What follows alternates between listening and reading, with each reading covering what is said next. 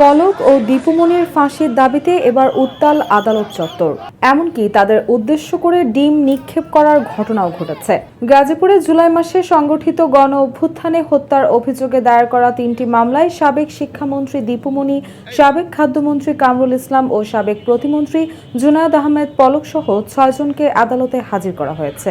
মঙ্গলবার সকালে তাদের গাজীপুর মেট্রোপলিটন ম্যাজিস্ট্রেট আদালত 3-এ হাজির করলে বিচারক ওমর হায়দার শুনানি শেষে তাদের গ্রেপ্তার দেখিয়ে কারাগারে পাঠানোর আদেশ দেন।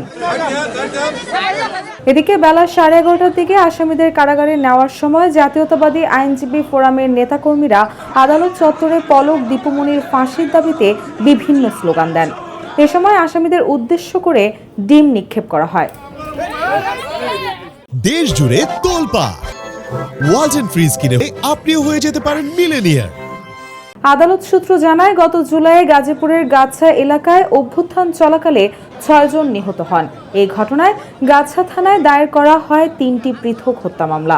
মামলার আসামির তালিকায় রয়েছেন সাবেক মন্ত্রী দীপুমনি, সাধন চন্দ্র মজুমদার, কামরুল ইসলাম, সাবেক প্রতিমন্ত্রী জুনায়েদ আহমেদ পলক, সাবেক সেনা কর্মকর্তা জিয়াউল আহসান এবং ব্যাংক উদ্যোক্তা নজরুল ইসলাম। সকালে কাশিমপুর কেন্দ্রীয় কারাগার থেকে দীপুমনি, সাধন চন্দ্র মজুমদার ও জুনায়েদ আহমেদকে এবং কেরানীগঞ্জ কারাগার থেকে কামরুল ইসলাম, জিয়াউল আহসান ও নজরুল ইসলামকে 2টি প্রিজন ভ্যানে করে আদালতে আনা হয়। শুনানি শেষে সবাইকে ফের কারাগারে পাঠানো হয়। এদিকে আদালত চত্বরে স্লোগান ও ডিম ছুড়ে মারার বিষয়ে জানতে চাইলে আদালত পুলিশের পরিদর্শক আহসানুল্লাহ চৌধুরী বলেন, আমি আদালতের এজলাসের ভেতরে ছিলাম, ডিম ছোড়ার বিষয়টি বলতে পারবো না, তবে আইনজীবীরা বিভিন্ন ধরনের স্লোগান দিয়েছেন, শুনতে পেরেছি। অন্যদিকে গাছা থানার এসআই সাখাওয়াত হোসেন জানান, আজ 3টি মামলার শুনানি ছিল। 6 জন আসামিকে যথাযথভাবে আদালতে হাজির করে ফের কারাগারে পাঠানো হয়েছে। রুশা সুর, জয় জয় দিন।